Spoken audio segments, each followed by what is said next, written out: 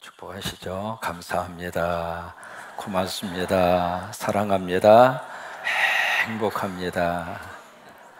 행복합니다는 웃으면서 해야 돼요. 인상 팍 쓰면서 행복합니다 그러면 말하는 사람이나 듣는 사람이나 피차간에 곤란해요.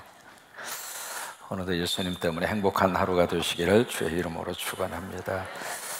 스가랴서 10장에서는 하나님께서 메시아를 보내시는데 그 메시아가 어떤 분으로 이 세상에 오시느냐면 선한 분으로. 여러분, 이 세상은 참 영적 세계는 둘로 이렇게 나누어집니다. 악한 존재가 있고 선한 존재가 있습니다. 마귀와 사탄은 그 어떤 모습으로 우리에게 온다 할지라도 악한 존재입니다. 그래서 마귀와 사탄은 우리를 죽이고 도둑질하고 빼앗아가고, 그게 마귀와 사탄이 하는 그들의 존재의 이유입니다. 그래서 어떤 일에서도 우리의 가정 속에 마귀와 사탄은 들어오지 아니하도록. 왜요? 마귀와 사탄이 들어오면 한순간에 무너지는 거예요. 우리 자녀들을 위해서 우리가 기도하는 이유가 거기에 있습니다. 아무리 멀리 떨어져 있어도 여기서 우리 부모님들이 간절히 기도하면 천군과 천사를 하나님이 보내셔요. 그래서 악한 영들이 침투하지 아니하도록 하나님이 막아주시고, 우리는 자식들과 24시간 365일 함께 할 수 없어요. 그러니까 그들 가운데 함께 할 수 있는 분은 하나님밖에 없습니다. 성령님만이 함께 하십니다. 그러니까 어느 곳에 있든지 여기서 드리는 기도를 누가 들으시는가? 하나님이 들으시고, 그 기도를 들으시는 하나님만이 그들 가운데 역사를 하고 그들을 지켜줄 수 있고 그들을 붙잡아 줄 수 있고. 또 선한 영이 있습니다. 그 선한 영으로 오신 분이 누구냐면 Holy Spirit, 성령님이십니다. 성령님은 우리 안에 오시면 우리를 다 선하게 만들어 주십니다. 지금은 어느 때는 넘어진다 하더라도, 넘어지는 것까지라도 하나님께서 그것까지라도 확 바꾸셔서 하나님이 선하게 만들어 주신다, 그 말이에요. 요셉의 인생 속에 얼마나 많은 어려움이 있었어요. 고통이 있었잖아요. 그것도 가장 가까운 형제들한테. 사람이 형제들에게, 가족들에게 받은 상처는 쉽게 없어지지 않습니다. 왜 그럴까요? 이해가 안 되니까 그래요. 어떻게 그놈이 나한테 그럴 수 있어? 어떻게 내 형이 나한테 그럴 수 있어? 어떻게 누나가 나한테 그럴 수 있어? 아니, 엄마가 나한테 어떻게 그럴 수 있어? 이게요, 형제 간에, 친척 간에 이루어지는 일들은 이게 이해가 되지를 않는 거예요. 그리고 도저히 그것을 내가 인정하기가 싫어요. 또 아니, 인정하고 싶지가 않아요. 그러니까 이게 해결이 안 돼요. 요셉이 그랬거든요. 배다른 형제도 형제는 형제잖아요. 근데 그 형제가 자기를 팔아버렸어. 이해가 되겠습니까, 그게? 그렇게 해서 이제 시작한 인생이 바로 17살 때입니다. 가장 사춘기 때예요. 가장 예민할 때, 그때 이제 그런 아픔과 상처를 요셉이 가졌는데, 참 그의 일생을 우리가 들여다보면서 마지막 그런 모든 것까지라도 하나님이 요셉의 인생에 있어서 어떤 결과를 만들어 주셨는가? 선한 결과로. 우리가 하나님 의지하고 살면 이해하지 못하는 일이 생긴다 하더라도, 내가 지금 받아들이기 힘든 일이 생긴다 하더라도 하나님은 내 인생을 좋은 곳으로 인도하신다, 아름답게 인도하신다, 선한 결과를 만들어 주신다. 그러니까 하나님이 좋으신 분이라고. 그러면서 여기에 10장에서 이 땅에 메시아로 오시는 그분의 선한 목자로, 이제 11장으로 넘어가면 무슨 말씀을 우리에게 해주시고 있는가? 그 목자가 두 종류의 목자로 그렇게 확 하고 그렇게 구별이 됩니다. 오늘 1절에서 3절은 바로 악한 목자의 대표적인 모습을 우리에게 설명을 하고 있습니다. 목자는 목자인데 악한 목자예요. 여기 목자를 여러 가지로 해석할 수 있습니다. 어떤 리더십을 가진 리더자, 어떤 힘을 가지고 있는 정권의 최정점에 있는 사람, 또 나름대로 어떤 힘을 발휘할 수 있는 그런 사람들을 목자 또는 리더자, 그렇게 이제 우리가 볼 수 있는데, 오늘 11장 1절에서 3절에 보시면 1절의 말씀이 이렇게 시작하잖아요. 레바논아, 내 문을 열어라. 그리고 불이 내 백향목을 사르게 하라.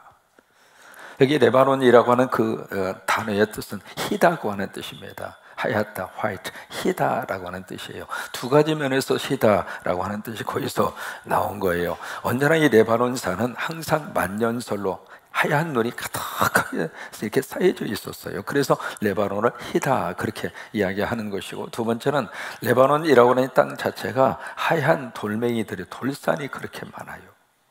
그래서 레바논이라고 하는 단어의 뜻이 그래서 희다라고 하는 뜻을 가지고 있고, 거기에 이제 백향목은 어떤 의미를 가지고 있느냐면 부와 번영의 상징입니다. 이 백향목으로 무엇을 해내냐면 하나님의 성전을 짓습니다. 그래서 성전에서 쓰는 모든 이 나무들은 다 레바논의 백향목에서 갖다가 성전을 지었거든요. 그러니까 여기 레바논의 백향목은 그 어떤 권력자 또는 왕, 그런 것을 상징하는 상징적인 단어 가운데 하나입니다. 근데 바로 그들이 불에 의해서 살라짐을 당하게 된 거예요. 그러면서 2절을 보시면 잣나무여 곡할지어다, 백향목이 넘어졌고 아름다운 나무들이 쓰러졌습니다. 바산의 상수리 나무들아 곡할지어다, 무성한 숲이 엎드려 졌도다. 여기에 이제 곡할지어다, 곡할지어다, 이것이 통곡하는 거잖아요. 막 소리를 내면서 지금 그 통곡하면서 애절한 마음으로 그렇게 곡을 하라 그 말이에요. 왜요? 넘어질 것 같지 않았던 그들이 다 넘어지고, 쓰러지지 않을 것 같은 그들이 지금 쓰러져 버렸고, 그래서 3절을 보시면 목자들의 곡하는 소리가 나며, 여기에 목자는 지도자를 말합니다. 그 지도자들의 곡하는 소리가 나며, 왜 그럴까? 이 악한 목자들이 하나님의 심판을 받은 거예요. 여러분, 그 어느 목자라 하더라도 하나님의 심판대 앞을 피할 수 있는 목자는 아무도 없어요. 모두가 다 하나님 앞에 서야 되는데, 여기에 악한 목자, 악한 지도자, 악한 리더십을 발휘한 사람들은 하나님의 심판에 의해서 사라지게 될 거라요. 역사적으로 참 재미있는 것 중에 하나가 바로 뭐냐면, 옛날 이 지구상에 살다가 사라진 많은 동물들이 있습니다. 그 가운데 하나가 메가케로스라고 하는 아주 그런 사슴같이 생긴 그런 동물들이 있었습니다. 메가라고 하는 것은 크다고 하는 뜻이거든요. 그 이름 자체가 케로스, 메가케로스, 큰 어떤 짐승의 의미를 가지고 있는 그런 이름인데, 이 짐승이 뭐가 그렇게 컸느냐면 뿔이 그렇게 컸어요. 양쪽으로 이 뿔이 사슴보다도 뭐 상상할 수 없을 정도로 큰 그런 뿔을 가지고 있는 그 짐승이어서 이름 자체가 메가케로스라고 하는 이름이 그렇게 붙게 된 거예요. 그런데 이 메가케로스가 왜 멸종이 됐는가? 그 뿔 때문에 멸종이 된 거예요. 이게 뿔이 애지간히 커야 되는데 너무 크니까 가다가 나무한테 걸리고, 가다가 바위 틈 사이에 걸리고, 막 걸리는 게 그렇게 많은 거예요. 또 하나, 이 풀이 너무 크다가 보니까 가다가 그냥 이것도 들여받고 저것도 들여받고 지금도 들여받고 있대야. 그런 식으로 막 그러다가 결국 이 생태계에 적응을 못하고 스스로가 멸종하고, 이게 뿔이 커지는 것도 감사하고 뿔이 커지는 것도 고맙지만은, 뿔이 커진 것만큼 제 역할을 제대로 감당하지 못하면 그것 때문에 망한다. 여기 악한 목자들이 바로 그런 모습을 우리에게 보여주고 있어요. 여러분, 아프리카에 가면 거기 세렝게티, 거기 탄자니아, 그 다음에 케냐, 그쪽으로 이제 많은 관광객이 오는데 뭘 보기 위해서 오느냐? 누라고 하는 누, 물소같이 생긴 거 여러분 많이 보셨잖아요. 이 누떼가요, 와, 말 그대로 장관을 이룹니다. 한두 마리가 아니라 이게요, 수십만 마리가 같이 떼를 지어서 확 하고 일정한 방향으로 그 먼지를 나르면서, 이게 건기가 되면 이게 물하고 그리고 목초를 찾아서 누떼가 그렇게 이동을 해요. 이동을 하는데 그 이제 탄자니아 세렝게티로 통과해서 케냐 국경을 넘어서, 그 친구들은 비자도 안 받고 국경을 왔다 갔다 해요. 그래서 이제 케냐 국경까지 갔다가 거기서 다시 돌아서서 다시 이제 물이 있고 목초가 있는 장소로, 이게 이동하는 거리가 약 한 1600km 이동을 합니다. 근데 동물을 그 학자들이 몇 년 동안 유심히 관찰을 하면서 고개를 갸우뚱거리는 것이 하나 있었어요. 뭐냐면 지름길이 분명히 있거든요.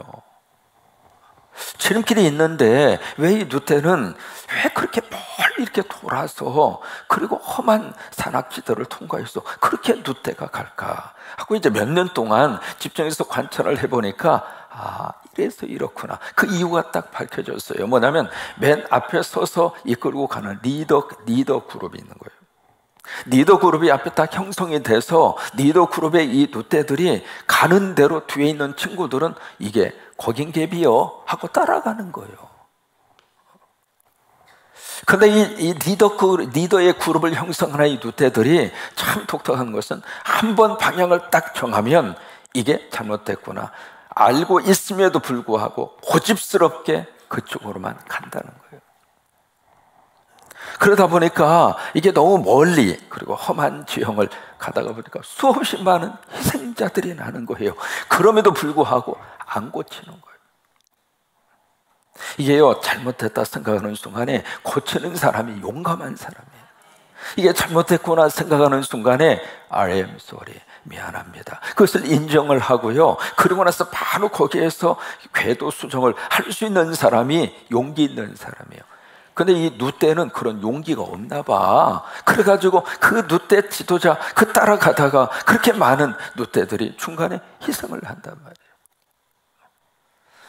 그래서 여러분, 목자도 두 종류가 있는 거예요. 선한 목자가 있고 악한 목자가 있고. 여러분, 선한 목자는 예수님이 선한 목자입니다. 그래서 요한복음 10장 11절 그 다음에 14절 딱 두 번 나옵니다. I am the good shepherd. 내가 선한 목자다. 그러니까 내가 선한 목자다 그렇게 말씀하시는 분은 예수님밖에 없어요. 선한 목자는 예수님이세요. 그래서 우리가 선한 목자 되시는 예수님을 바라보고 신앙생활을 해야 돼요. 그리고 두 번째, 그 선한 목자 예수 그리스도를 우리가 마음에 모시고 리더자로 나서는 사람, 어떤 영향력을 미치는 위치에 있는 사람들은 선한 목자 되시는 예수님을 따라가고 그 선한 목자 예수님처럼 선한 지도자로 설 수 있도록 기도해야 돼요. 그렇지 않으면 그 지도자가 잘못되면 그 공동체 자체가 다 힘들어요. 한국 교회 안에 너무 좋은 성향, 선한 목자 같은 장로님들, 선한 목자 같은 목회자들이 참 많이 있어요. 그 중에 이제 한 분을 우리가 꼽으라고 한다면 조만식 장로님, 참 우리 민족적으로 참 위대한 어른이고 민족의 어른이죠. 애국지사이면서도 교육가이면서도 또 하나 이 조만식 장로님은 신앙적으로도 큰 그릇이었어요.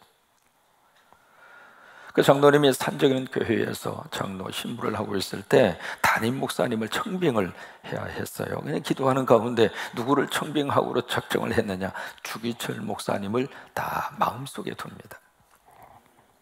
근데 그 주기철 목사님은 바로 조만식 장로님이 바로 교장 선생님으로 있었던 그 학교의 출신 제자입니다. 스승이고 제자거든요. 그래서 이 주기철 목사님이 그때 마산에 있는 문창교회에서 심호하고 있을 때예요. 그 어르신이 평양의 산정교회에서 마산까지 데려간 거 그 옛날. 거기 가서 그 주기철 목사님을 청빙해 올 때 어떻게 청빙을 해왔는가? 목사님 방에 딱 들어가서 무릎을 딱 꿇어요. 백발의 노인이시고 또 하나 자기 스승님이시고 민족의 어른이시고 그런 분이 새파란 젊은 목사 앞에 무릎을 딱 꿇는. 주기철 목사님이 깜짝 놀라서 아유 장로님, 아니 스승님이 이러시면 안 됩니다. 어떻게 여기서 이러십니까? 그때 그 조만식 장로님 뭐라고 하는 줄 알아요? 내가 학교에 있을 때는 스승이요 제자였지만 내가 하나님의 집, 아버지 집에 와서는 목사님은 하나님의 종이고 나는 그 하나님의 종을 받드는 장로일 뿐입니다. 그릇이 크니까 그런 말이 나오는 거예요. 이게 그릇이 간장 그릇처럼 작으면 그런 말 나올 수도 없고 그런 생각 하지도 못해. 폼 잡느라고 그냥 볼일 다 보는 거죠. 그래가지고 결국 주기철 목사님을 산정인 교회로 이렇게 모시고 왔잖아요. 그러니까 그 일을 앞장서서 하신 분이 조만식 장로님이에요. 그래서 이제 목회를 하시도록 산정인 교회에서. 근데 오늘 아침에 주일날입니다. 아시는 내용 가운데 하나입니다. 이게 주일날 예배 참석하려고 하는 순간에 갑자기 손님이 온 거예요. 주일날 아침에. 그래서 손님과 잠깐 이야기를 하다가 세상 예배 시간이 늦었네. 그래서 막 헐레벌떡거리면서 그러면서 이제 문을 딱 열었는데 세상에 예배가 시작이 돼버린 거예요. 그래서 조심 중절 모자를 이렇게 벗고, 옛날에 다 중절 모자 쓰고 사셨잖아요. 그걸 이렇게 벗고 조심 그리고 두루마기를 입고, 그리고 조심조심 오는데 앞에서 예배 인도하던 이 새파란 젊은 목사, 주기철 목사님 이렇게 보니까 장로님이 엉금엉금 이렇게 왜 장로석이 따로 있었어요. 장로님들은 아무 데나 앉도록 한 것이 아니라 성도들의 본이 돼야 된다. 그래가지고 늘 앞자리에다. 그러니까 빠지면 교인들이 다 보는 거예요. 출석 점검하기 최고로 좋지 뭐. 맨 앞자리. 그러니까 그 장로석이니까 엉금엉금 기어서 중간쪽 왔는데 갑자기 벼락 같은 소리가 들리는 거예요. 장로님! 그 자리에 서서 예배드리시오. 장로가 돼가지고 하나님 앞에 예배하는 순간에 교인들보다도 늦게 와도 지금 무슨 일? 그 자리에 서서 예배드리시오. 갑자기 예배 인도하던 주기철 목사님이 청청병력 같은 소리가, 이 어른이 당황을 하죠. 근데 그 자리에 딱 서 있는 거예요. 근데 본인보다도 교인들이 더 가슴이 졸이거는 거예요. 세상에 저 젊은 목사가 건드려도 유분수지. 스승 같은 스승이신 그 장로는 교회의 어른이시고 민족의 지도자고, 어떻게 그런 장로님을 예배 시간에 공개적으로 교인들 앞에서 그렇게 망신살을 주고, 큰일 났다, 제 양반 보따리 싸야 되겠다, 아이고 이제 끝났네, 이제 그런 마음으로 가슴을 조마조마하면서 예배 시간에 무슨 설교가 들리겠어요? 그리고 이제 예배가 거의 다 끝나가는데 마지막 예배 거의 끝날 때쯤에 장로님 앞에 나와서 기도하시오. 앞에 나와서 그 자리에 서서 예배 드릴 때까지 서 있다가 앞에 나와서 기도하는 거예요. 기도하는데 뭐라고 기도하는가, 참 유명한 기도를 조만식 장로님이 거기서 기도합니다. 하나님 죄송합니다. 성도들의 본이 되어야 할 장로가 예배 시간에 늦어 하나님의 마음 불편하게 해드려서 죄송합니다. 하나님의 종이 예배 인도하는 순간에 그 종의 마음을 불편하게 해드린 것, 두 번째로 죄송합니다. 성도들에게 이 하나님 앞에 예배하는 이것이 너무 소중하다고 하는 것을 온몸으로 보여줘야 할 장로가 그렇지 못해서 성도들 앞에 죄송합니다. 그러면서 울면서 기도하는 거예요. 그 기도 딱 하니까 주기철 목사가 가서 그러고, 장로님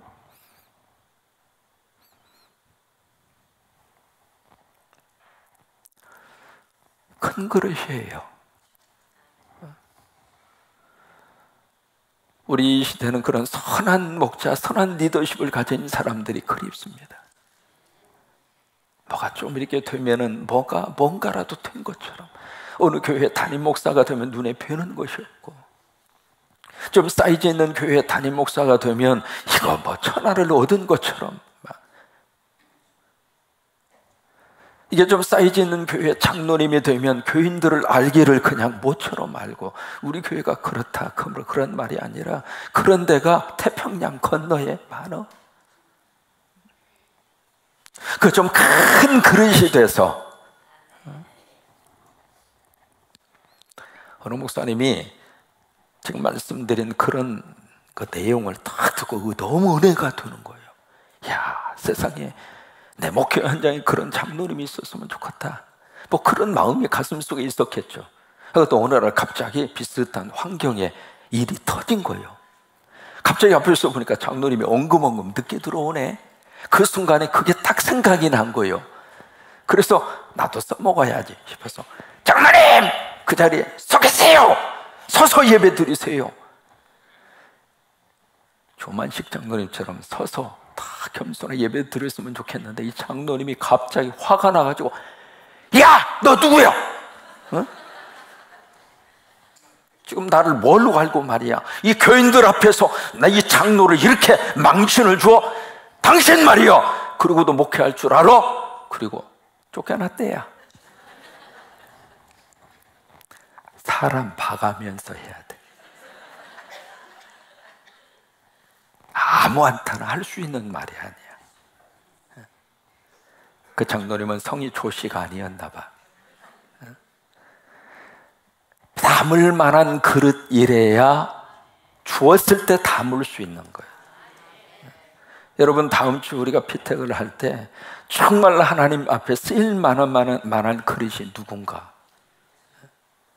어제 수예비 오신 분은 그 의미를 말씀을 드렸잖아요. 귀에다가 구멍 뚫는 시간이요, 하나님이 피택한다는 이야기는 하나님이 데려다가 너는 이제 나의 종이하고 귓구멍 뚫는 시간이요.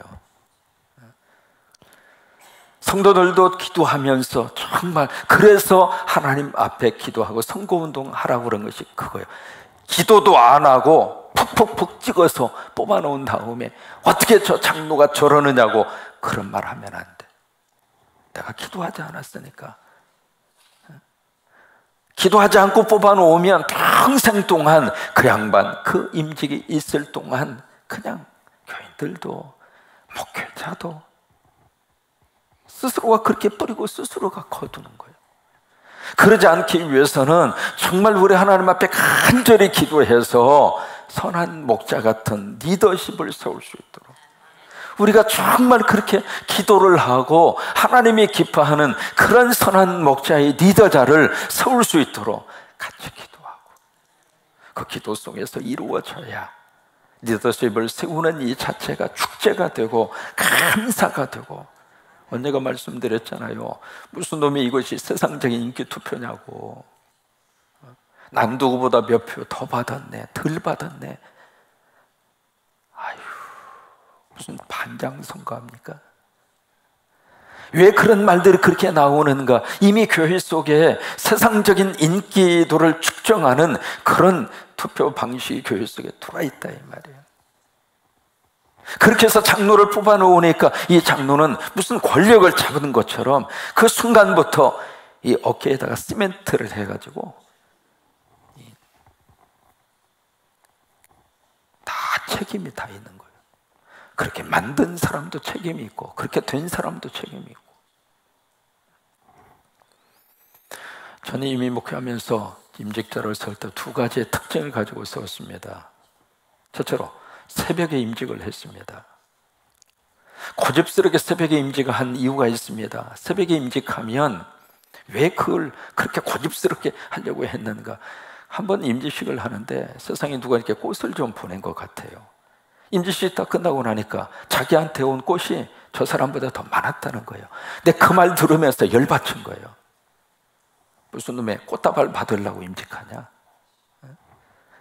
하나님을 섬기라고 성도들을 위해서 잘 목회자와 더불어서, 왜요? 모두가 다 함께 할 수는 없으니까 대표자를 뽑아서 목사님 도와서 목회 잘할 수 있도록 그거 하라고 세워준 건데 무슨 꽃다발 받으려고 세웠느냐 말이에요. 그래서 새벽에 하면 누가 새벽에 꽃을 보내겠어요? 오로지 하나님만 생각하고 임직을 하고 임직을 받자. 그래서 새벽에 한 거예요. 고집스럽게. 두 번째로 안수할 때 난 머리에다 잘 안수 안 했어요. 발 붙잡고 안수기도 했어요. 왜? 머리에다 안수하니까 머리만 커져가지고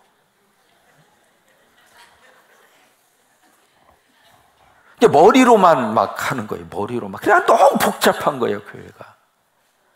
그래서 가만히 봤더니 예수님이 안수를 어디다 했는가? 아이들만 머리 안수하고요, 제자들은 발을 안수했어요. 너는 발 사도가 되어라. 발로 움직여라. 그래서 나는 머리 장로보다도 발 장로가 필요하더라고. 그래서 발 붙잡고 안수기도 한 거예요. 하나님 발 장로 되게 해주세요. 입은 움직이지 않게 하시고 머리는 커지지 않게 하시고, 머리는 예수님만 있으면 되잖아요. 그리고 그냥 내가 세우는 장로님들은 발로 열심으로 뛰어서, 그래도 교인들 어려운 가정에 있으면 같이 목회자하고 신방도 가고, 병원에 입원 중인 성도들이 있으면 병원으로 가서 신방도 하고. 이게요, 목회자들이 다 못하니까 장로님들이 가서 열심으로, 어려운 가정은 없는가, 그 목회하는 심정으로, 힘들어하는 가정은 없는가, 아파하는 교회는 없는가, 그냥 막 발로 이게 머리에다 안수하니까 입만 막 저기 해가지고 목소리만 커지고. 나 그래서 아유, 그런 분보다도 그냥 발로 뛰는 분들이 많았으면 좋겠다. 그것이 왜 선한 목자이신 예수님이 그런 모습을 우리에게 보여줬으니까. 그래서 발을 붙잡고, 그래서 특별히 부탁했어요. 임지 갈 때 발 좀 씻고 오라고.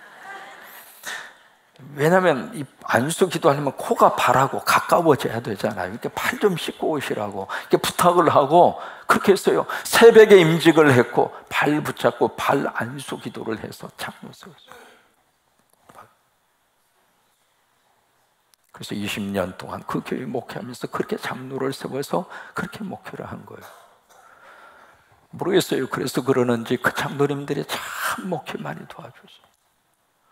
천국 가기 전 통화하면서 서로가 같이 울면서 난 장로님 만나서 너무 행복했다고. 그 장로님은 나 목사님 만나서 행복해. 그게 목사 장로지. 이게 열받쳐가지고 그냥 안 보려고 그러고 막 보면 뚜껑 열리고.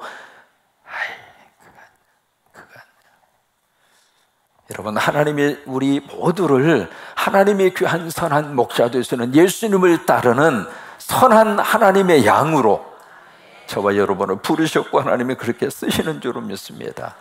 2008년 4월 울산에서 있었던 이야기입니다.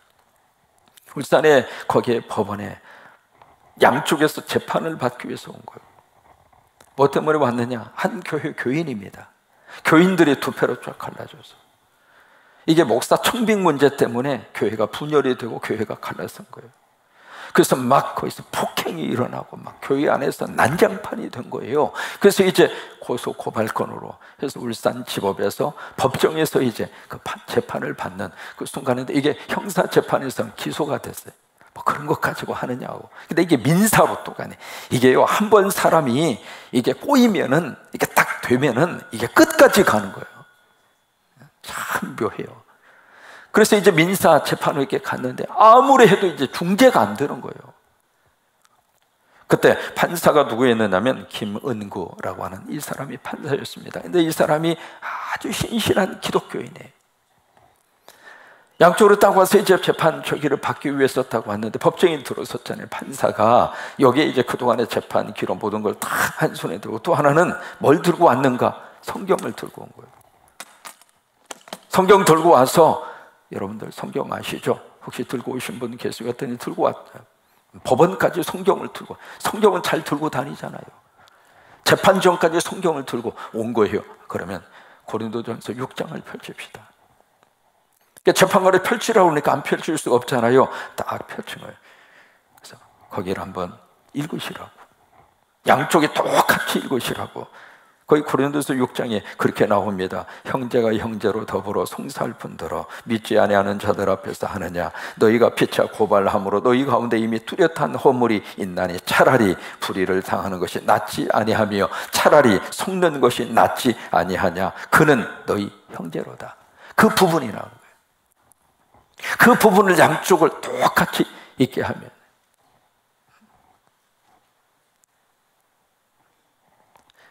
그 말씀을 읽으면서 그 순간 성령님이 교인들에게 너희들 지금 뭐하고 있냐?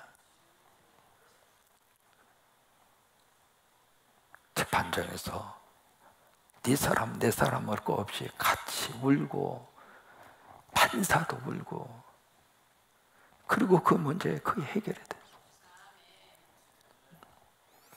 이게 선한 목자의 역할을 하는 좋은 선한 리더십을 가진 판사 한 사람이 미친 영향력이 그렇게 크다 이 말이에요. 그래요. 저와 여러분은 장로님들만 리더자가 아닙니다. 여러분 모두는 다 가정 안에서 리더자이고 이 교회 안에서 리더자로 하나님이 세우셨고, 담임 목사만 리더자이고 우리는 리더자가 아니다, 그거 아니에요. 저와 여러분은 똑같아요. 우리는 선한 목자 되시는 예수님을 따르는 선한 리더자로, 가정 안에서도 선한 리더자로, 가자마자 그냥 방을 쳐게 하고 있는 대로 고래고래 소리를 지르고, 그냥 독재자가 따로 없어. 아니 인구 몇 명 된다고 그 소정부 거기 가서 무슨 놈의 대장 노릇을 하느냐고. 가정 안에서는 왕 노릇 하면 신하들이 너무 고달파. 가정 안에서는 그냥 종 노릇 하면 가정 정부가 행복하고 좋아요. 아멘 하는 게 서로 좋아요. 그 백성 몇 명이나 된다고 그 앞에서 폼 잡고 그래요.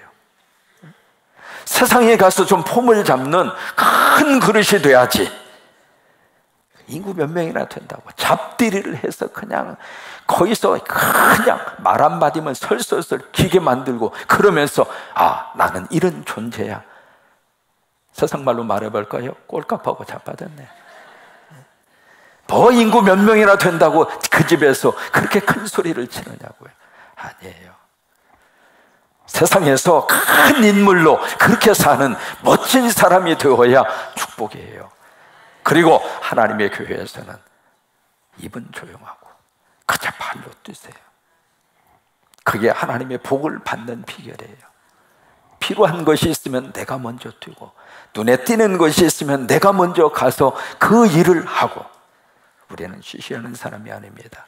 지시는 누가 하는가? 성령님이 하세요. 지시는 성령님이 하세요. 우리는 그 지시에 아멘 하고. 그죠? 그래서 이번 주일 하나님이 귓구멍 뚫을 사람 하나님이 잘 택하셔서 귀에다 구멍 팍 뚫어서 하나님의 멋진 쓰임받는 아름다운 선한 목자 예수님을 따라가는 귀한 리더십이 세워질 수 있게 되기를 주의 이름으로 축원합니다.